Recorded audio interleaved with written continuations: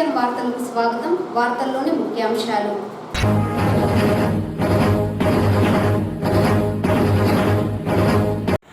ఇచ్చిన హామీలను నెరవేర్చడమే కూటమి ప్రభుత్వ లక్ష్యం. శ్రీ శక్తి విజయోత్సవ సభలో ఎమ్మెల్యే గురజాల జగన్మోహన్.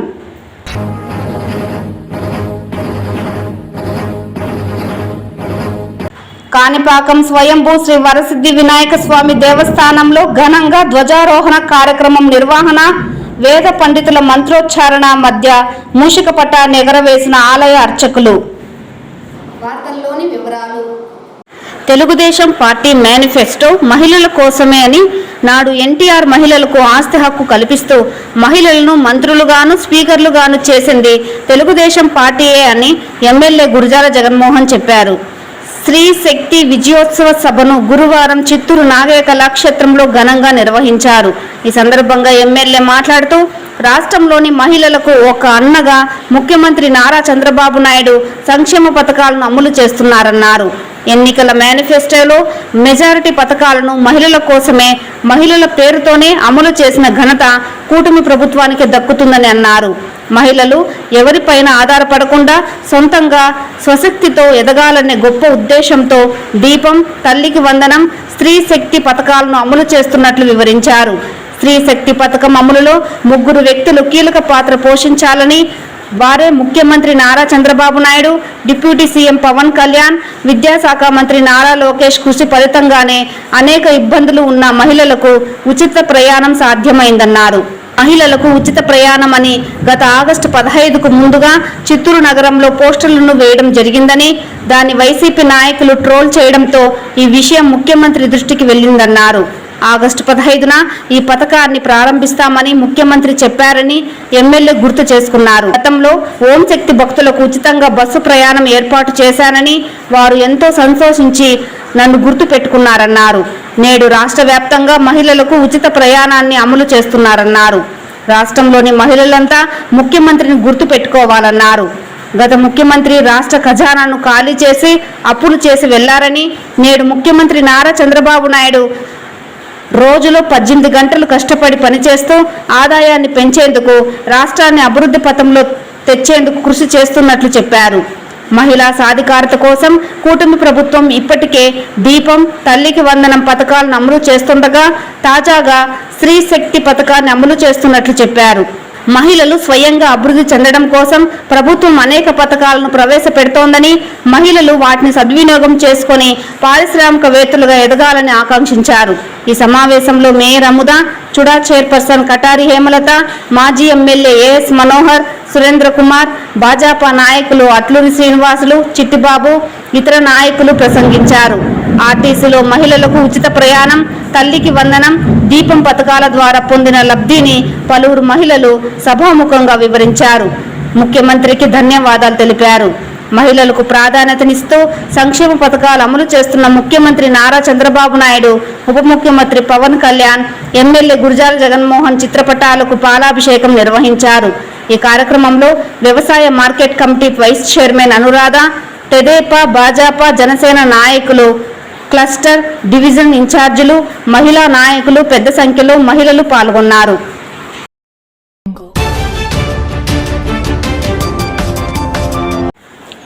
కాణిపాకం స్వయంభూ శ్రీ వరసిద్ధి వినాయక స్వామి దేవస్థానంలో గురువారం ధ్వజారోహణం కార్యక్రమం వైభవోపేతంగా నిర్వహించారు. ఉదయం 9:30 నుండి 10 గంటల మధ్య జరిగిన ధ్వజారోహణ కార్యక్రమంతో నవరాత్రి బ్రహ్మోత్సవాలు ఘనంగా ప్రారంభమయ్యాయి. ఈ సందర్భంగా 9 రోజుల పాటు జరిగే నవరాత్రి ఉత్సవాలకు ఎటువంటి ఆటంకం కలగకుండా ముక్కోటి దేవతలను ఆహ్వానిస్తూ ప్రధాన ఆలయంలోని బంగారు ధ్వజస్తంభంపై వేద పండితుల మంత్రోచ్చారణ మూషిక పటాన్ని ఎగరవేశారు. అనంతరం బంగారు ధ్వజస్తంభానికి అర్చకులు అభిషేకం నిర్వహించి ప్రత్యేక పూజలతో ధూప దీప నైవేద్యం సమర్పించారు. ఈ సందర్భంగా భక్తులకు తీర్థ ప్రసాదాలు అందజేశారు. పెంచల కిషోర్ ఆధ్వర్యంలో జరిగిన ఈ కార్యక్రమంలో ప్రధాన అర్చకులు సోమశేఖర్ గురుకుల్, ఏఈఓ రవీంద్రబాబు, ఆలయ మాజీ చైర్మన్ మణినాయుడు, ఉభయదారుల committee chairman Eshwar Babu, ZPTC సుచిత్రతో పాటు ఆలయ ఉభయదారులు, గ్రామస్తులు పాల్గొన్నారు.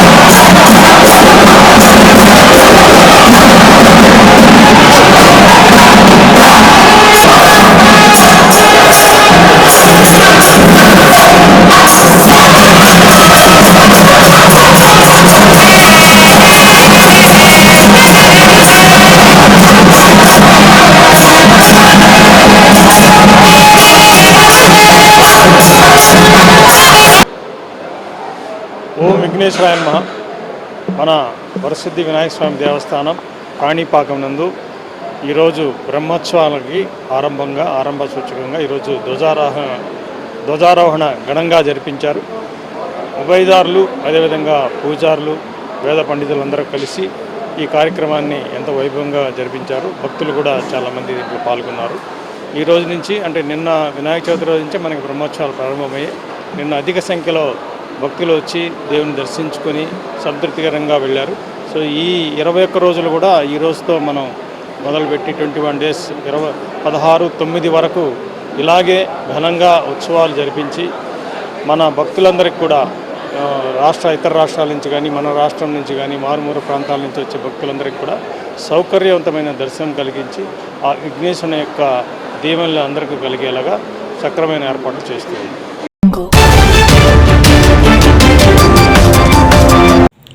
చిత్తూరు నగర పరిధిలోని 1వ డివిజన్ మురుకంబట్టు అగ్రహారంకు చెందిన పలువురు వైఎస్ఆర్ కాంగ్రెస్ పార్టీకి చెందిన యువకులు టీడీపీ నాయకులు ఎల్బీఐ లోకేష్ రెడ్డి ఆధ్వర్యంలో టీడీపీ తీర్థం పుచ్చుకున్నారు. ఈ క్రమంలో గురువారం ఉదయం స్థానిక బీవీ రెడ్డి కాలనీలోని చిత్తూరు ఎమ్మెల్యే గురజాల జగన్మోహన్ చేతుల మీదుగా 30 మంది వైఎస్ఆర్ కాంగ్రెస్ పార్టీకి చెందిన యువకులు టీడీపీలో చేరారు. వీరికి ఎమ్మెల్యే గురజాల జగన్మోహన్ కండువాలను కప్పి పార్టీలోకి సాదరంగా ఆహ్వానించారు. చిత్తూరు నగర mayor Amuda, TDP senior leader LBI Lokesh Reddy, 2వ డివిజన్ కార్పొరేటర్ నవీన్ కుమార్ ఆధ్వర్యంలో సంబంధిత యువకులు టీడీపీలో చేరారు. ఈ సందర్భంగా ఎమ్మెల్యే మాట్లాడుతూ రాష్ట్రంలో గత 14 నెలలుగా సమగ్రంగా అమలవుతున్న అభివృద్ధి సంక్షేమ పథకాల పట్ల యువకులు ఆకర్షితులు కావడం హర్షణీయమన్నారు. యువత దేశ అభివృద్ధికి వెన్నుముక్క లాంటి వారని, అలాంటి యువత రాష్ట్రంలో కూటమి సర్కార్ చేస్తున్న అభివృద్ధి సంక్షేమ కార్యక్రమాల పట్ల మొగ్గు చూపి కూటమి పార్టీలో చేరుతుండడం శుభపరిణామమన్నారు. పార్టీలో చేరిన యువకులు మాట్లాడుతూ రాష్ట్ర ముఖ్యమంత్రి చంద్రబాబు నాయుడు పాలనలోనే యువతకు అన్ని విధాల లబ్ధి చేకూరుతోందన్న ప్రగాఢ నమ్మకంతోనే తాము టీడీపీలో చేరుతున్నట్లు వెల్లడించారు. కాగా ఈ కార్యక్రమంలో మురుకంబట్టుకు చెందిన టీడీపీ ముఖ్య నేత ఎల్ఐసి గోపి తదితరులు పాల్గొన్నారు. అలాగే చూసుకుంటే ఈ మధ్య కాలంలో చాలా వరకు కౌన్సిలర్లు కానీ, నాయకులు కానీ, సర్పంచులు కానీ, ఎంపీటీసీలు కానీ అన్ని పలు రకాల నాయకులు అందరూ పార్టీలో చేరడం జరుగుతూ ఉంది. అంటే ఇది ఎలా చేస్తున్నారంటే ఒక సిస్టమేటిక్గా చేస్తున్నారనమాట. ఎమ్మెల్యే గారు ఇప్పుడు పార్టీలో చేరే వాళ్ళు పేర్లు తీసుకొని, అంటే వైసీపీ నుంచి వచ్చే నాయకులు కార్యకర్తల మీద ఏ పోలీస్ కేసులు ఉన్నా కానీ, ఏదన్నా ఈ దౌర్జన్యాలు, ఈ ఏదైనా పోలీస్ కేసు ఇలాగా ఇబ్బందికరమైన నాయకులను మట్టుకు వాళ్ళకి ఏం గ్రీన్ సిగ్నల్ ఇవ్వట్లేదు. సో ఈరోజు చేరిన వాళ్ళు కూడా పేర్లన్నీ పార్టీ ఆఫీస్ పంపించి వీళ్ళు యూత్ పిల్లకాయలు, ప్రజాసేవలో ఉండేవాళ్ళు, 10 మందికి హెల్ప్ చేసేవాళ్ళు అనే అభిప్రాయం తెచ్చుకున్న తర్వాతనే ఎమ్మెల్యే గారు వాళ్ళకి ఈరోజు డేట్ ఇచ్చి వాళ్ళంతా పార్టీలోకి చేర్చుకోవడం జరిగింది. అలాగే మీరు మొన్న చూసుకుంటే ఫస్ట్ వార్డులో ఈరోజు కిషోరు, హరీషు, పాని, అలాగే సాయి ఇలా చాలా మంది చేరడం జరిగింది. వీళ్ళందరూ వైసీపీలో పార్టీ జనరల్ సెక్రటరీ కానీ ఇన్ఛార్జీలుగా నిన్నటి వరకు పనిచేశారు. ఈ రోజు నుంచి మన టీడీపీ పార్టీకి వచ్చి టీడీపీ పార్టీ బలోపేతానికి వాళ్ళు ఎంతో కృషి చేసే అవకాశం ఉంది. ఎందుకంటే ఈ యూత్ చూసుకుంటే వాళ్ళు ఏదో చిన్న అవసరాలు ఉంటే ఆ వార్డులో లైట్లు కానీ, రోడ్డు కానీ, ఇంకేదో స్కూల్ పిల్లలకి ఏదైనా కానీ, ఇప్పుడు వినాయక చవితి కూడా అంత బాగా గ్రాండ్గా చేస్తున్నారు. సో అందుకని వాళ్ళకి క్లియర్ కట్ పిల్లకాయలు, మంచి ప్రజాసేవ ఉండే మనస్తత్వం ఉండేవాళ్ళు కాబట్టి ఎమ్మెల్యే గారిని వారందరినీ ఆహ్వానించడం జరిగింది. ఇదే కాకుండా మన ఎలక్షన్స్లో చూసుకుంటే కూడా ఫస్ట్ వార్డులో కూడా ఆల్రెడీ ఒక 70 ఓట్స్ దాకా మెజారిటీ వచ్చింది. ఫస్ట్ వార్డే కాదు, సెకండ్ 50 అన్నీ కూడా వచ్చింది. సో ఇలా చూసుకొని ఇంకా ముందు దీన్ని ఇంకా బలోపేతం చేసి ముందుకెళ్లే పరిస్థితి వస్తుంది. అలాగే ఈరోజు ప్రత్యేక కృతజ్ఞతలు నేను నవీన్ గారు ఉన్నారు, కార్పొరేటర్, అరే గోపన్న ఉన్నారు, అలాగే స్థానిక ప్రతిభ ఆమె కూడా మేడం కూడా రావడం జరిగింది, సతీష్, అలాగే అందరూ పిల్లకాయలందరూ రావడం జరిగింది. సో దీన్ని ముందుకెళ్ళి తీసుకెళ్ళి రాబోయే ఎమ్మెల్యే గారు చెప్పినట్లు రాబోయే మున్సిపల్ కార్పొరేషన్ ఎలక్షన్స్లో కూడా ఘన విజయం సాధించడానికి చాలా పెద్ద ఆస్కారం ఉంది. సో దీన్ని మనము ముందుకు తీసుకెళ్లే పరిస్థితుల్లో చాలా బాగా ముందుకు తీసుకెళ్లే అవకాశం ఉంది. Thank you.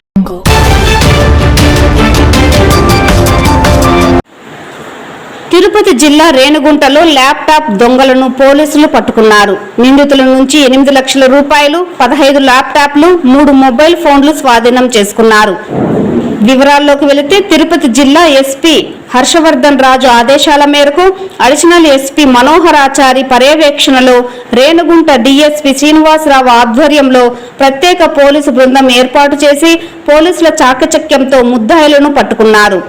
రేణిగుంటలోని ఓ ఫంక్షన్ హాల్లో ప్రెస్ మీట్లో పాల్గొన్న ఏఎస్పీ రవి మనోహరాచారి ఏర్పేడు మండలంలోని ఐఐటి తిరుపతి కాలేజీలో ఇటీవల ల్యాప్టాప్ దొంగల ముఠాను ఏర్పేడు పోలీసులు అరెస్టు చేశారు.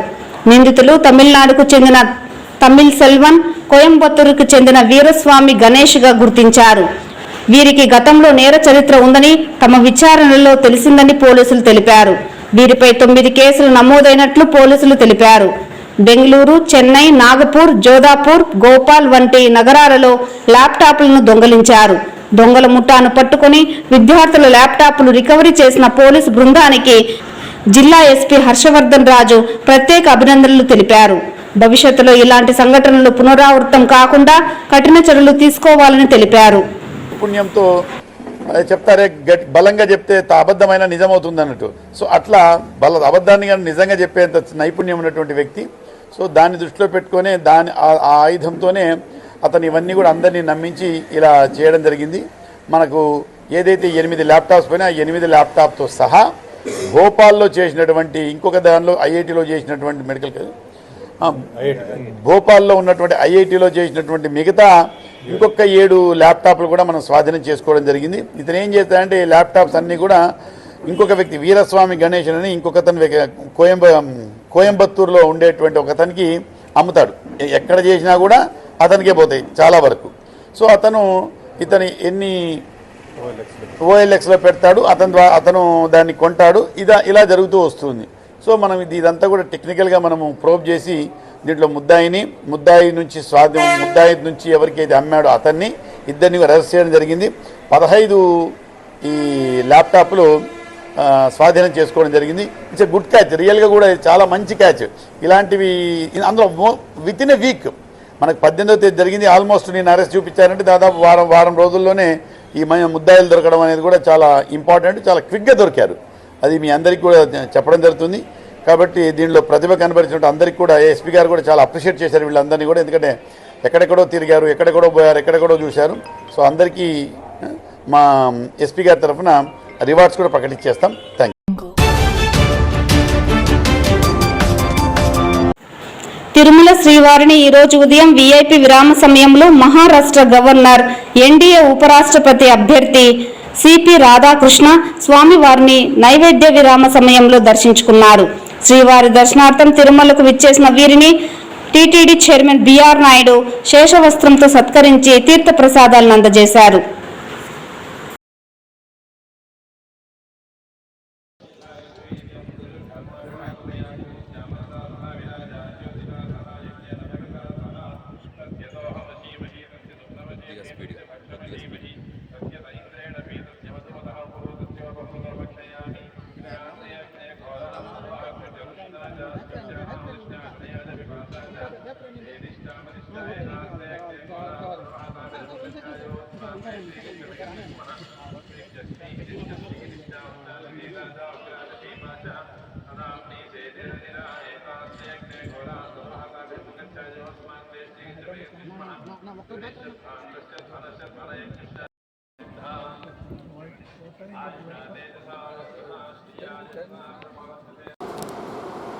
ఈ వార్తలు ఇంతటితో సమాప్తం. నమస్కారం.